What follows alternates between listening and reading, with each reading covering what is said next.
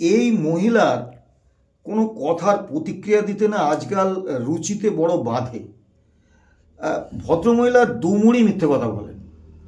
যখন বিরোধী ছিলেন তখন মানে 2011 সালের আগে তিনি একটা নিয়ম করে ফেলেছিলেন, একদম অভ্যাস করে ফেলেছিলেন। রোজ সন্ধেবেলা ওই স্নো পাউডার মেখে টিভি চ্যানেলে চলে যেতেন, গিয়ে আমাদের জন্য একদম কান্নাকাটি জুড়ে দিতেন, যে আর বলতেন যে এই যে তীব্র বাম বঞ্চনা, এটা মানে একদম দেখা যায় না। বাম আমলেও আমরা বঞ্চিত হয়েছি, এবং একথা বলতে দ্বিধা নেই।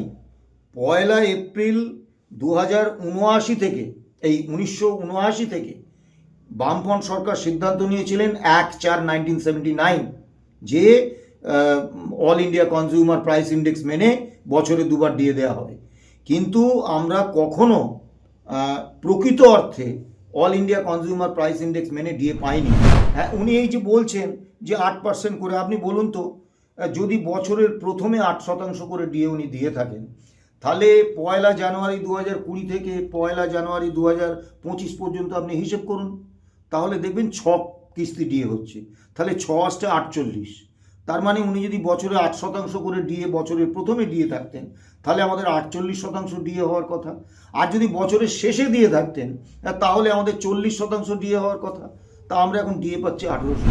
স্যার, আজকে একেবারে 21শে ডিসেম্বর, কালকেই অর্থাৎ আগামীকাল থেকেই সুপ্রিম কোর্ট ছুটি পড়ে যাচ্ছে, এবং শনিবার এবং রবিবার থাকাকালীন সুপ্রিম কোর্টে এমনিও কাজ হয়নি বলা যেতে পারে। তো সেক্ষেত্রে 19শে ডিসেম্বর যে অনুমান আমরা বিভিন্ন জায়গায় দেখতে পাচ্ছিলাম, 19শে ডিসেম্বরের মধ্যে ডিএ মামলার রায়, সেই ডিএ মামলার রায় বেরোলো না। 19শে ডিসেম্বরের কজ লিস্টও বেরোয়নি, ছুটি পড়ে গেল। আবার জানুয়ারির 5 তারিখেই সুপ্রিম কোর্টে একেবারে কাজ শুরু হবে। কি আশা করছেন, আর কবে রায় বেরোবে? দেখুন, প্রথম কথা, 19শে ডিসেম্বর রায় বেরোবে এরকম কোনো কথা আমরা বলিনি।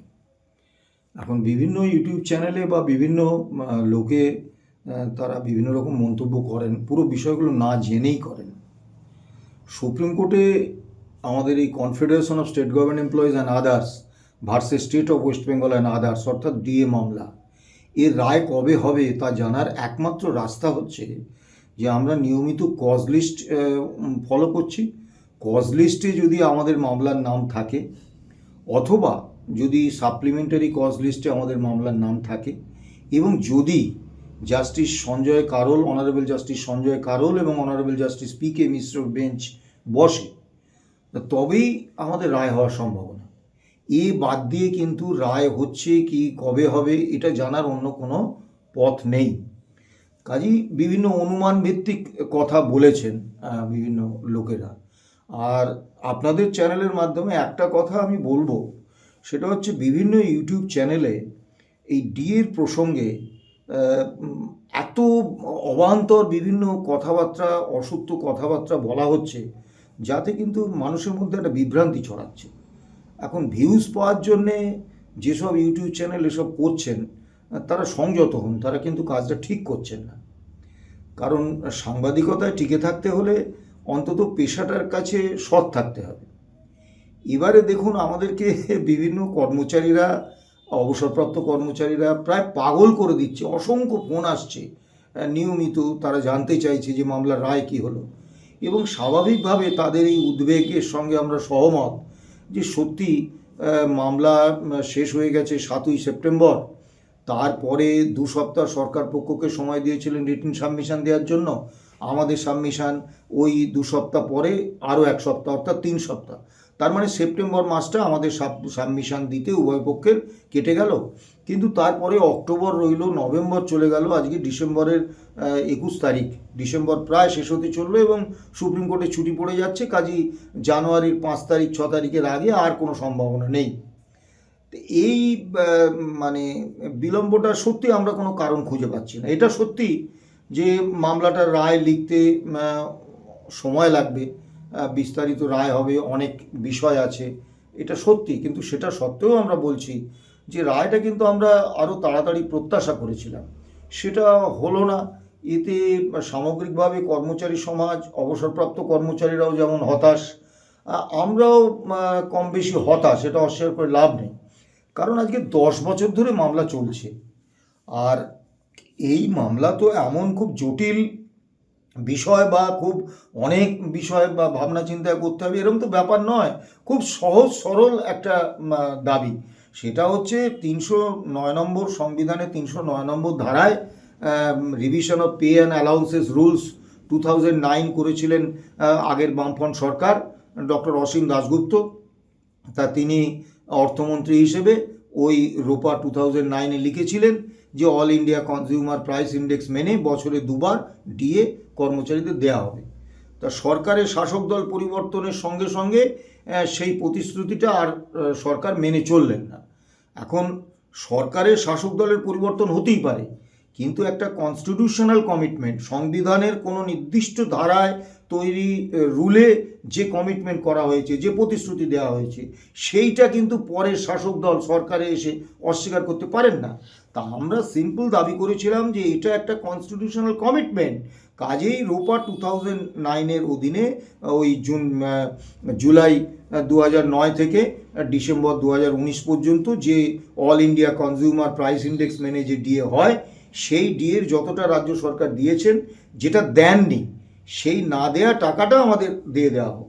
এর মধ্যে তো খুব জটিলতা কিছু নেই। আচ্ছা, এই ক্ষেত্রে এই যে আপনারা বারংবার বলছেন যে 10 বছর ধরে মামলা চলছে, না দেওয়া টাকাটা যাতে দিয়ে দেওয়া হোক, মুখ্যমন্ত্রী একেবারে শিল্প সম্মেলনে গেছিলেন এবং সেখান থেকে তিনি এই ডিএ নিয়ে যে মহার্ঘ ভাতা, তিনি বলছেন যে প্রতি বছর 8% করে মহার্ঘ ভাতা দেওয়া হয় আমাদের সরকারি কর্মচারীদের, সেটা বাধ্যতামূলক নয়, আর্থিক সমস্যা থাকার পরেও সেটা দেওয়া হয়। দেখুন, কিছু মনে করবেন না, এখন এই মহিলার কোনো কথার প্রতিক্রিয়া দিতে না আজকাল রুচিতে বড় বাধে। ভদ্রমহিলা দুমুড়ি মিথ্যে কথা বলেন।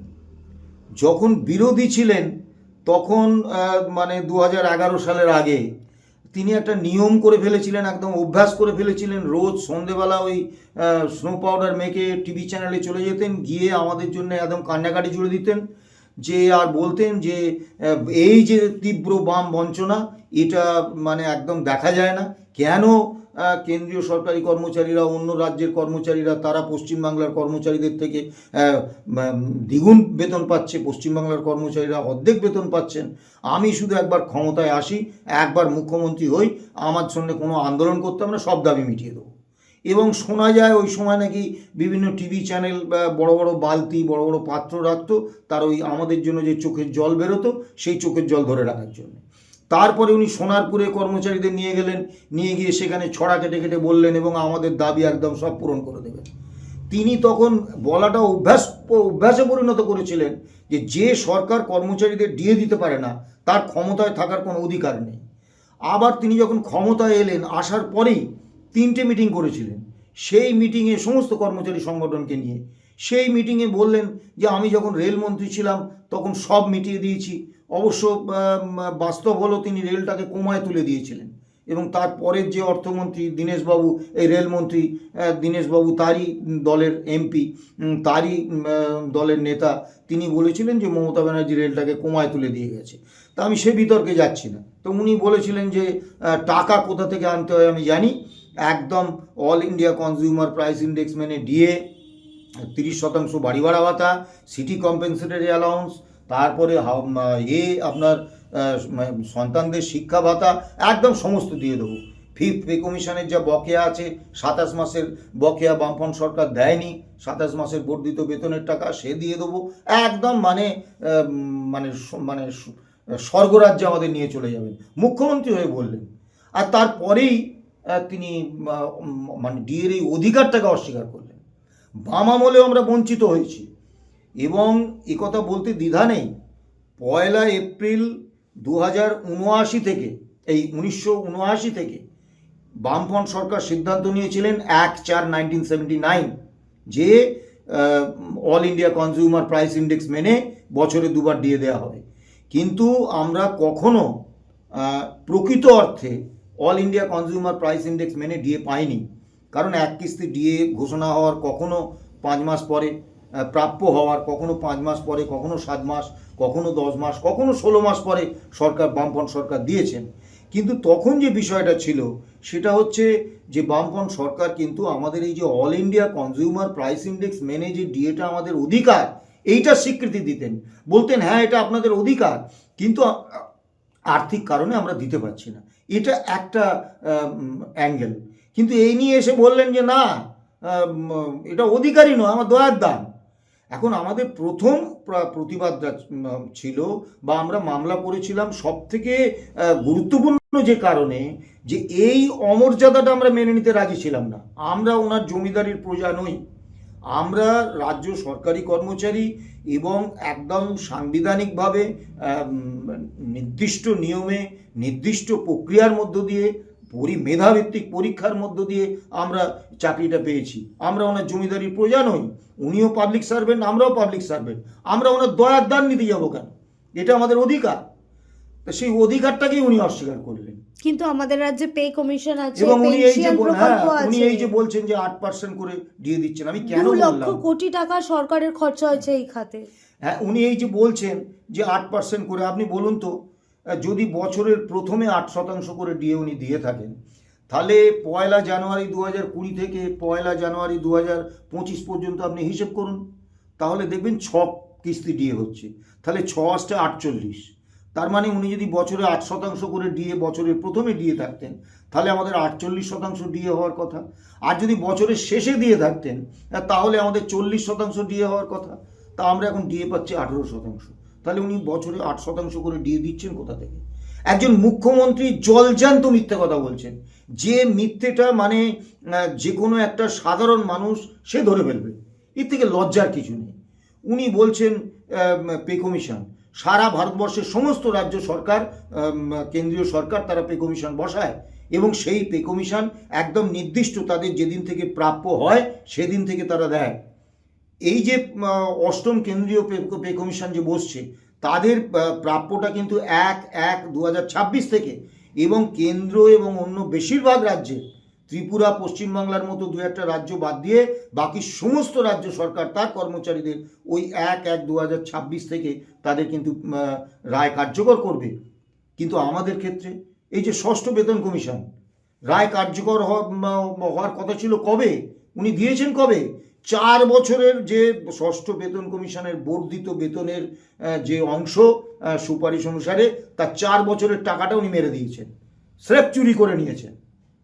এবং 6ষ্ঠ বেতন কমিশন যেটা উনি বসিয়েছেন, সারা ভারতবর্ষের সমস্ত রাজ্য সরকার, সব কেন্দ্রীয় সরকার, বেতন কমিশনের রিপোর্ট বেরোলে বেতন কমিশনটা হচ্ছে কর্মচারী সংগঠনগুলোকে 2 কপি করে দিয়ে দেন, তারপরে আরও প্রয়োজন হলে তারা কপি পায়। এবং পশ্চিম বাংলায় এই মমতা ব্যানার্জি ক্ষমতায় আসার আগে 5টা পে কমিশন হয়েছে, এবং তার প্রত্যেকটার কপি আমাদের দেওয়া হয়েছে। একটা পে কমিটি হয়েছে, তার কপি আমাদের দেওয়া হয়েছে। উনি এই 6th পে কমিশন করলেন, তার কপিটা দিলেন না। সেটাও কলকাতা হাইকোর্টে মামলা হলো, এবং সেখানে কলকাতা হাইকোর্ট তার 2 গালে 2টো থাপ্পড় মারলেন, মেরে বললেন যে পে কমিশনের রিপোর্ট প্রকাশ করুন, এদের দিন। তখন তিনি প্রকাশ করলেন, এবং তার এই তৈরি করা পে কমিশন এই প্রথম সারা ভারতবর্ষে তারা বলল যে ডিএটা হচ্ছে কর্মচারীদের অধিকার নয়, এটা সরকার যেরকম মনে করবে দেবে। এর থেকে লজ্জার, এর থেকে মানে ধিক্কার জানানোর আর কিছু নেই। সেই পে কমিশনের গর্ব করছেন উনি, এবং উনি ওনার আমলে একমাত্র স্বাধীনতার পরে এই প্রথম এই রোপাতে revision of pay and allowances rules 2020, তাতে উনি ডিএর সংস্থানটাই রাখলেন না। উনি পে কমিশনের কথা বলছেন। ওনার তো লজ্জা হওয়া উচিত। লজ্জা বিষয়টা বোধহয় ওনার নেই, যার ফলে উনি এই ধরনের কথাবার্তা বলেন। তা কি বলবো বলুন? তা এখন তো আমাদের 18% ডিএ, কেন্দ্রীয় সরকারি কর্মচারীরা, বেশিরভাগ রাজ্য সরকারি কর্মচারীরা 58% ডিএ পাচ্ছে, আমরা 40% ডিএতে পেছি। এবং পে কমিশনের টেনিওর হচ্ছে 10 বছরের, অর্থাৎ 10 বছরে all India consumer price index মেনে 20 কিস্তি ডিএ হয়। তাহলে যতদিন না এই 20 কিস্তি ডিএ সম্পূর্ণ হচ্ছে, ততদিন কিন্তু আমাদের পে কমিশন বসবে না। কেন্দ্র এবং অন্যান্য রাজ্যের রাজ্য সরকারি কর্মচারীরা ইতিমধ্যে 58% অর্থাৎ 20 কিস্তি ডিএ পেয়ে গেছেন। তাদের পে কমিশনের রায় কার্যকর হতে 1/1/2026 থেকে কোনো সমস্যা নেই। আমরা এখন 18% ডিএ পাচ্ছি, অর্থাৎ আরও 40% ডিএ যদি আমরা পাই, তবেই 58% হবে, তবে আমাদের পে কমিশন হবে।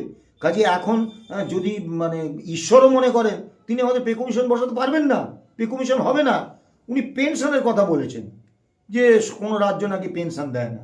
মানে এই সব মিথ্যে কথার কি কোনো ভিত্তি আছে? উনি যেটা বলতে চেয়েছেন, লেখাপড়া তো কম, যার জন্য সব কিছু বিষয় জানেন না।